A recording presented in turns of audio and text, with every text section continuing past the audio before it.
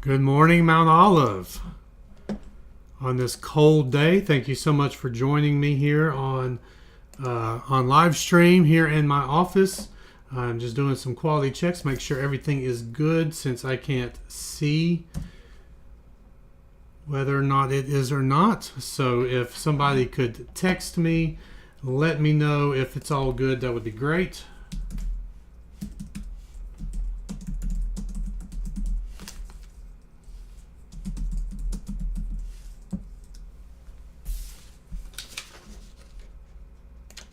All right, just pulling it up here online myself so that I can keep an eye on things. Good, that would be great. There we go. All right, thank you so much for being here. I'm glad to be able to come into my office and be able to do this for you on this really, really cold day. We gathered yesterday, me and some of the deacons up here at the church, and just based on some of the road conditions that we saw as we came in, that there were still some nice wet patches and ice on the roads, and we knew that there would be it would just be prudent to go ahead and do cancel our in-person services and do some virtual stuff so that we could keep all of you off of the roads. I can personally verify now that I've driven up here today that there was significant icing in our parking lot when I came in, and also ice on the road right here on Mount Olive Church Road. So it was a good decision that we made that we do this. I do believe there is a challenge out there for families on social media to build a tower. I've watched some of those videos already. I'm looking forward to some more of those. So let's be a little interactive, especially you families with kids. Go check out that challenge. I'm looking forward to hearing those videos, seeing those videos, and just have some fun with it and talk about Jesus with your family today. Just don't let it be a missed opportunity. It is Sunday, and we do want to come together as best as we can to worship together. So just so you know, if you are on your phones or on a tablet, on a computer, and you're watching this, there is a chat that is open if you wanted to jump into chat and chat with each other and sort of have a little bit of fellowship while we're doing this devotional. It's not going to be a long devotional. I probably won't go over 20 minutes or something like that. But just be able to have some of that friendly interaction with your church family, because I know a lot of you are going to miss that today.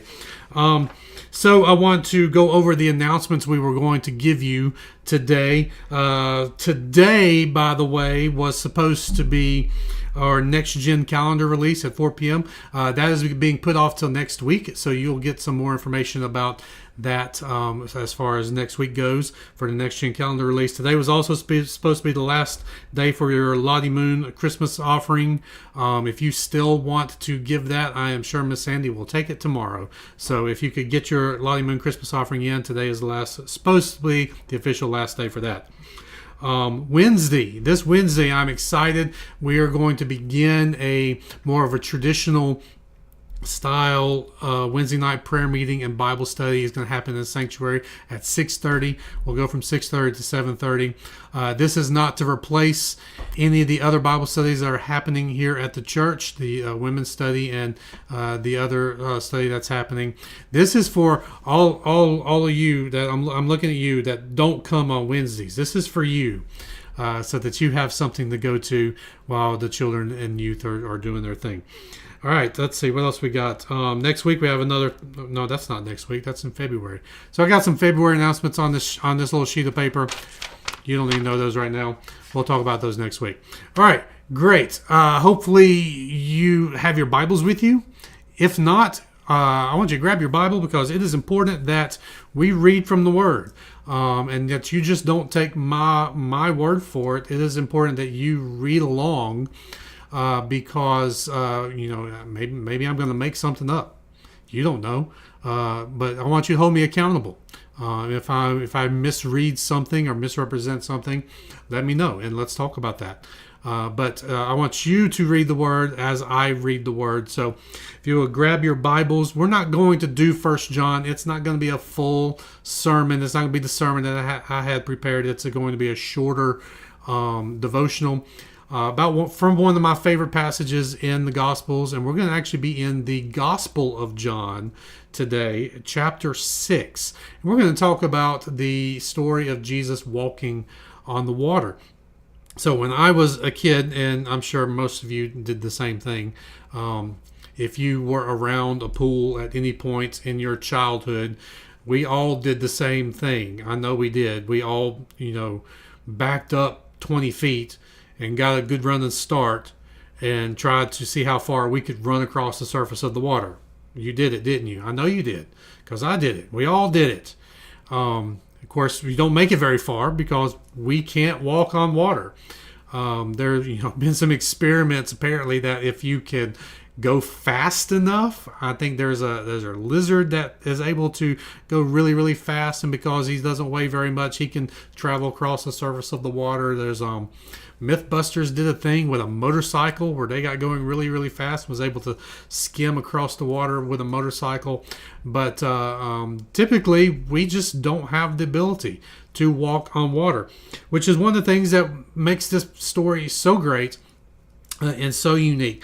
It's something that's usually taught as an exciting event, and it gives us an important lesson about faith. That's usually where we go. But the context of the passage is actually a little more somber.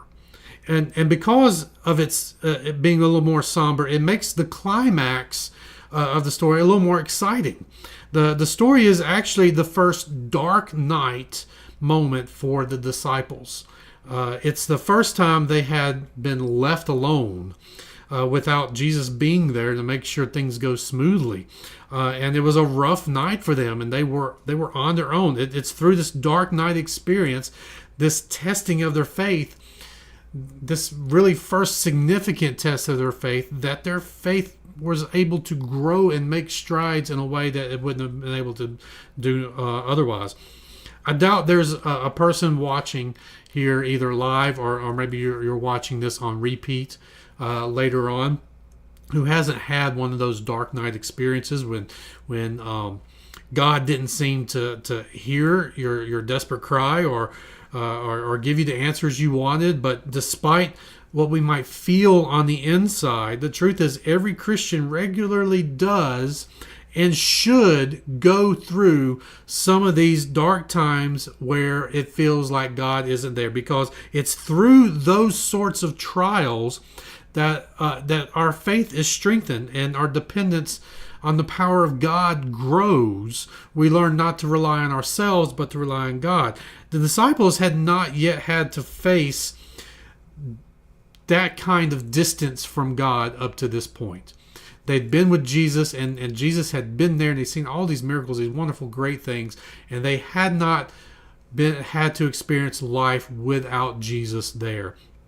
And we know that it's not going to be long in the future that they're going to be given this monumental task of taking the gospel to a world with impossible persecution.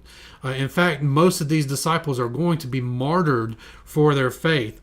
And they're going to have to do it without the physical presence of Jesus there to lean upon. So here, after the feeding of the 5,000, this is where we are, feeding of the 5,000, the disciples have their very first dark and silent moment in their walk with Jesus. So today I'm actually going to do a little bit differently when it comes to the reading of the Word. I'm not going to read the entire passage. I'm going to read a couple of verses at a time as we go through this. We're in John chapter 6, begin with verse 15, and I'm going to open this with a word of prayer. Father, I thank you so much for the ability to connect with each other through this virtual space. God, I pray that you just bless it, even though we're not together physically.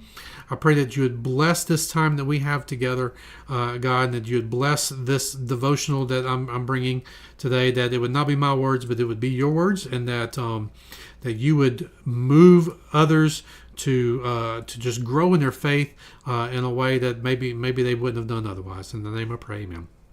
So let's begin by reading. We're going to read verses 15 through 21. Verses 15 through 21 of chapter 6.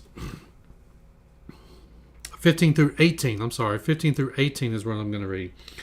So it says, perceiving then that they were about to come and take him by force to make him king. This is the 5,000 that they just got through feeding.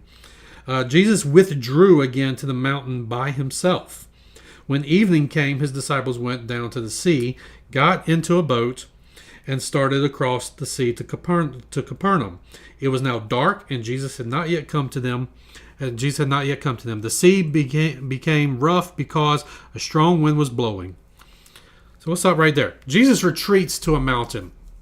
He's going to be alone, and he sends his disciples away on his own. Now, Matthew tells us that he instructed them to leave immediately. You're going to find this story in 3 of our Gospels, by the way. You'll find a version of this story in Matthew, in Mark, and in John. And each of them give us a few different details. Matthew tells us that Jesus instructed them to leave immediately. And according to John's account, it seems that they didn't do that. They didn't leave immediately. They tried to wait for Jesus, but evening came and they finally gave in and they finally left. And perhaps the trouble they're about to get in might have something to do with their hesitation and the fact that they didn't immediately obey Jesus. Because if they had left when he told them to, they would have reached the far shore before nightfall and probably before the storm arose. But this isn't what happened. They waited. And so the storm came and they had to face the storm alone because, well, let's face it, they were disobedient. There are many times when we feel like Jesus has left us, has abandoned us, and forced us to we either wait and be disobedient, or we go and do what he tells us to do. And when we wait and we don't do what he tells us to do, we are forced to sometimes face these storms alone, and on our own, and it doesn't feel good. It's frightening. Many times we wait for him to join us, delaying that obedience and missing maybe a window of opportunity that he knew ahead of time that would have made the way a little more smoother, made the task far less difficult than what it became. And the funny thing is, we're Christians, and we're people of the Bible, and we know better. We know he hasn't abandoned us. We know that he sometimes does these things to test our faith. We know that sometimes God sends us out in order that we might grow stronger. And we know that we're supposed to be immediately obedient, yet we make the task that's assigned to us far more harder than it should be, simply because our head knowledge doesn't overpower our sinful instinct, and we fear the task. We fear the alone time, and we fear that maybe Jesus won't come back. So we wait, and we mess up everything because we don't trust Jesus completely. But we're not alone. And we need to remember that more, that even when we feel alone, we are not alone. It doesn't matter what we think about where Jesus is. If we're God's children, we are never really alone. So I ask you, do you think God knows exactly where you are? Do you not think God is in control of the exact storm that you're facing? God sees you, and he loves you, and he knows where you are because he led you there, for better or for worse, because you need these experiences in order to grow closer to him and become the kind of Christian he wants you to be. And there may be some of you out there still standing on the shore waiting for God to come join you before you even get started. Stop waiting. That's not what you were told to do. You were told to get in the boat and to go. You'll only make it more difficult when you wait.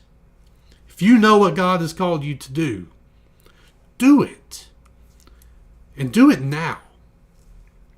So verse 19, we say, when they had rowed about 3 or 4 miles, they saw Jesus walking on the sea and coming near the boat, and they were frightened. Here's the big part of the chapter that we tend to focus on. Jesus walking on the water. They saw him and they were frightened. You see, at no time did the storm surprise Jesus. At no time was he ever out of control. And yet to us, his reaction is unexpected in that he allowed the storm to rage around him, unafraid, while he walked on it. He made no effort of his own to calm this storm like he'd done in the past. We've already seen him calm the storm. But if you remember in that story, it wasn't for his sake. He was taking a nap. While the storm was going on, the disciples were frightened, and he comes out and he calms the storm. This time he's not doing that. He's not calming the storm. Here during this storm, he really wanted to demonstrate his divinity by walking through the storm unafraid. That's because Jesus is Lord of the storms, Lord of all storms, literal storms, physical, emotional, psychological, spiritual storms. It doesn't matter how strong the storm is. It doesn't matter how afraid we are. Jesus is Lord of our storms. He can calm them. He can sleep through them. He can walk through them while they rage around us, because the storm bows to him.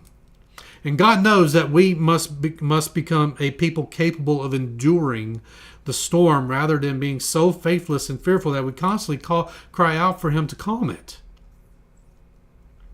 I don't know what storm you're going through, but one thing is certain, and one thing will always remain, that Jesus walks through your storm unafraid. He is in control. The waves don't scare him. The wind doesn't scare him. The rain doesn't scare him. The lightning doesn't scare him, because it was through his spoken word that each of these things, the storm, the rain, the wind, the lightning, came into being. They bow to him. They obey him. He's already demonstrated that. And if we don't cry out his glory, the storm will cry out his glory. The storm is his, to let it rage or to calm. And if he sent you into a storm, you can trust that he is with you in the storm, even if you don't see it. He may not be in the boat with you. He may be out there where the storm is. He can calm it if he chooses. But is that what you really need? Perhaps it's time you looked out onto the waves. Look out of your little safety boat and recognize that there's Jesus. He's out there where it's rough, where the waves are frightening, where the wind is howling, the lightning and thunder crashes. Jesus is out there in the storm. Maybe we need to look out there and see it. See that he's coming towards us. And he's not afraid. He's walking in it unafraid. Maybe he wants to teach you to be unafraid as well. One of my favorite details of this story comes from the Gospel of Mark. Like I said, they all give us little different details about this story. And when you put it all together, it creates this just wonderfully beautiful story. Gospel Mark tells us specifically that Jesus meant to pass them by. It says Mark chapter 6, verse 48, if you want to look at it. It said Jesus was walking on the water, and he was intending on passing them by. Does that sound familiar? Maybe it rings a bell in your mind, and you're not exactly sure why. I'll tell you, here's the connection. Exodus chapter 33, verse 21. Here's what God said to Moses. Behold, there is a place by me where you shall stand on the rock, and while my glory passes by, I will put you in a cleft of the rock, and I will cover you with my hand until I have passed by. Then I will take away my hand, and you shall see my back, but my face shall not be seen. Again, it's not the only time it happens. 1 Kings chapter 19, verse 11. This is to Elijah. God said, go out and stand on the mount before the Lord. And the Bible tells us, and behold, the Lord passed by. Jesus is not just trying to outrun them. He's not just trying to get to the other shore first. It's not a race. He's revealing the enormity of his divinity. That in the storm, he is God. And just like Moses, and just like Elijah, he is intending to pass them by so that they can see the glory of his divinity. He wasn't trying to sneak by them. He wasn't trying to outrun them. He wanted them to see. He was passing them by. Just like the Lord did Moses and just like the Lord did Elijah. Verses 19 and 20.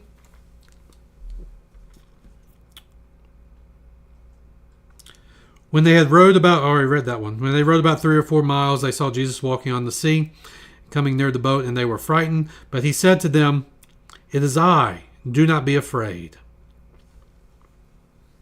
As the storm raged, the disciples feared for their lives. Matthew tells us that they saw a figure on the water, and they thought it was a ghost. That's what Matthew says. The storm had them so worked up that they didn't even recognize Jesus. They didn't even recognize him. They had forgotten temporarily the miracles they had formed. He had just fed the 5,000. And it didn't even occur to them that Jesus had the ability to walk on water, even though he had already demonstrated that he could command the wind and the waves. And so the storm confused them. It beguiled them. It tricked them into believing something that wasn't true, something that wasn't of God. The storm had a way of distracting the disciples to the point that they forgot the power of Jesus and the commands of Jesus. But Jesus calls out to them and reveals himself. He shows them the extent of his mastery of the storm, that he's completely unafraid. And immediately when they begin to doubt, he tells them to take courage, to not be afraid. He's not consoling them or trying to encourage them. He's giving them commands as he walks through the storm. He's telling them what to do. Do not be afraid. Take courage. And we often forget his commands, forget who we are in Christ, and forget who Jesus is because we're too busy concentrating on the storm. But Jesus wants us to be able to look directly into the storm.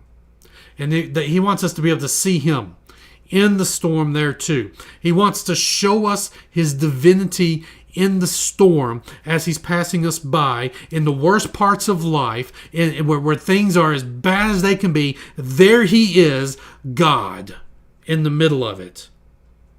But not only that, he's giving us commands. He doesn't always command us from the safety of the boat. He doesn't come get in the boat and then tell us what to do. He's telling us what to do in the storm. Sometimes he's commanding us from the storm. The storm that rages around you will try to distract you. It will try to make you doubt. But whatever storm rages around you, know that you can rest assured that Jesus is in the middle of it. And he has a command for you. Take courage. Don't be afraid. And let's not forget who we are and who God is. Let's not forget his commands. We are Christians and we should act like it. God is the Lord of the universe. He's Lord of the storm, and we should bow down and worship him regardless of where he's standing. And we are commanded to tell people about the love of Jesus even as the storm rages. And as the storm rages around us, we should dedicate ourselves to doing what he has commanded us to do. Verse 21 says, "Then they were glad to take him into the boat, and immediately the boat was at the land to which they were going." Several things happen, much of which is recounted in other Gospels.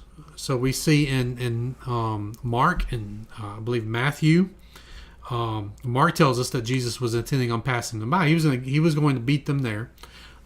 He was going to show himself, but he was going to leave them in the storm. He was going to leave them there to deal with it.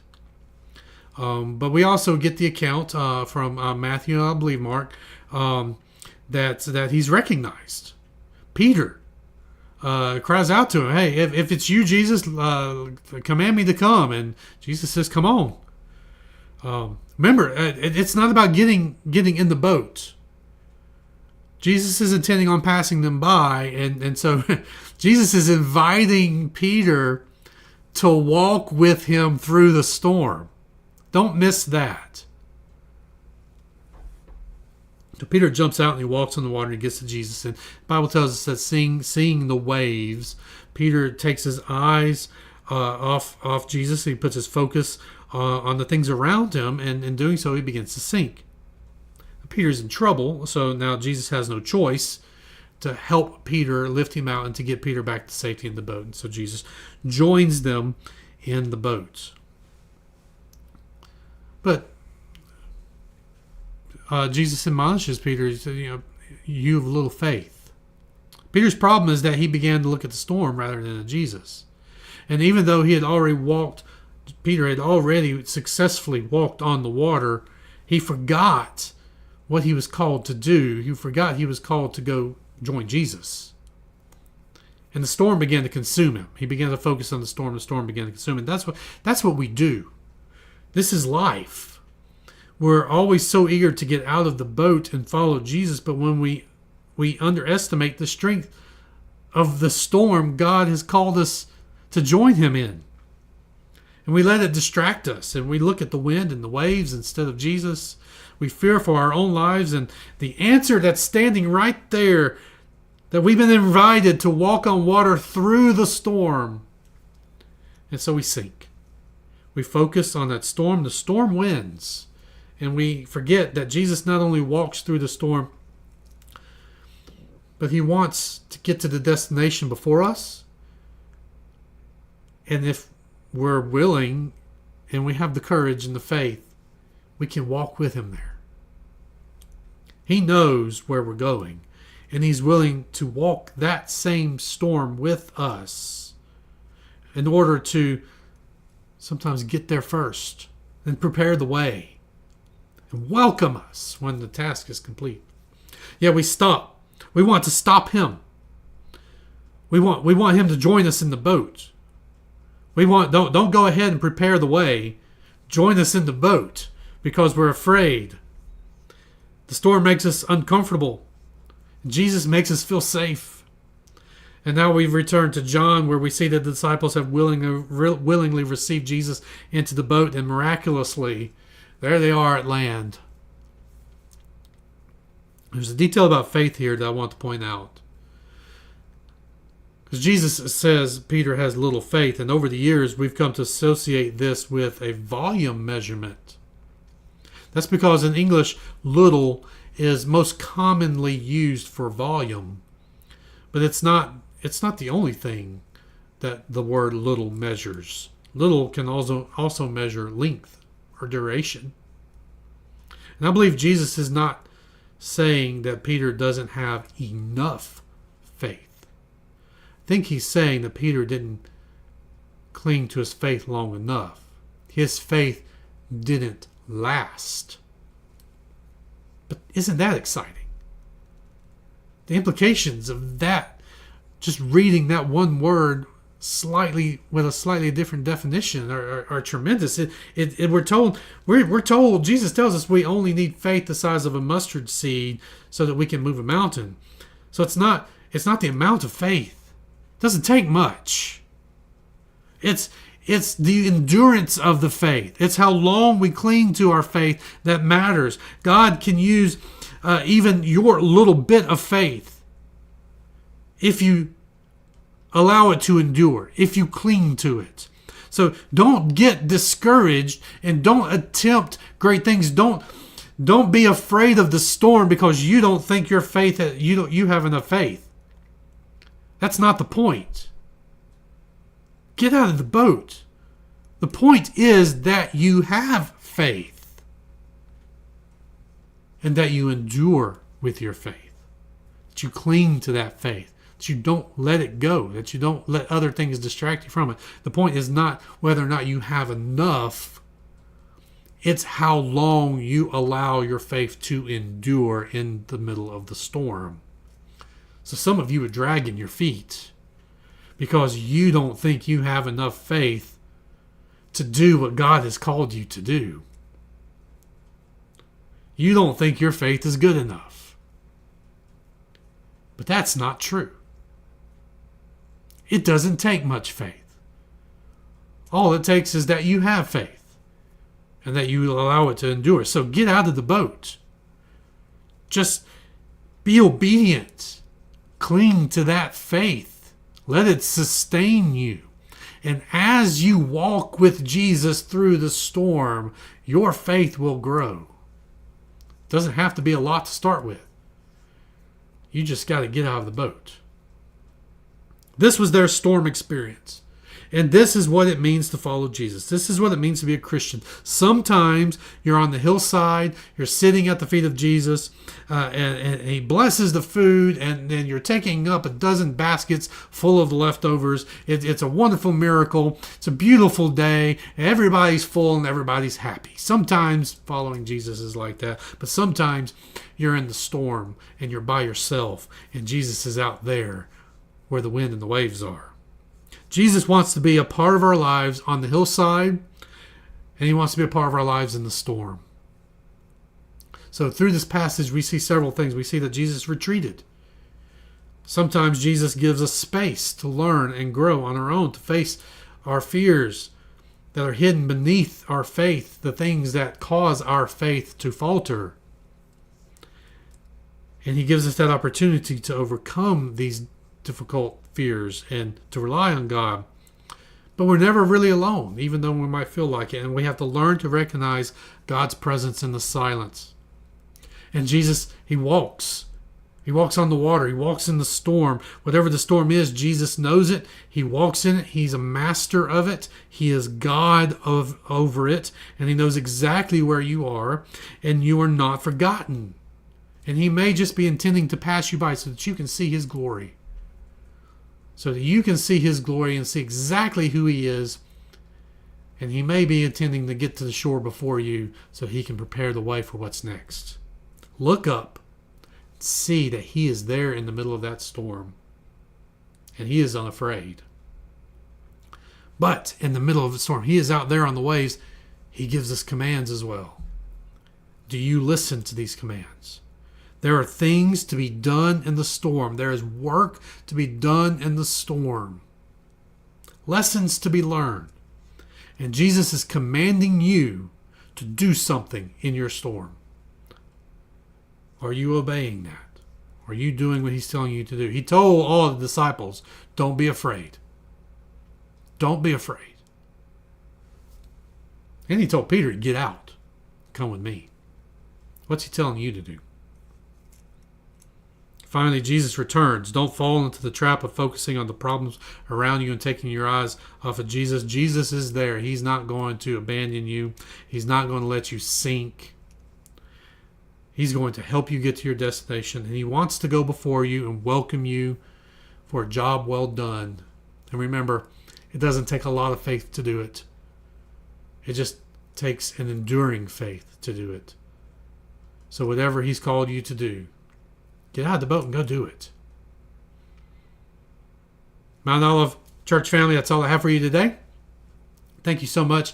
Look forward to seeing you again on Wednesday and getting back to our regular worship time next Sunday. Well, we will resume the sermon series on 1 John.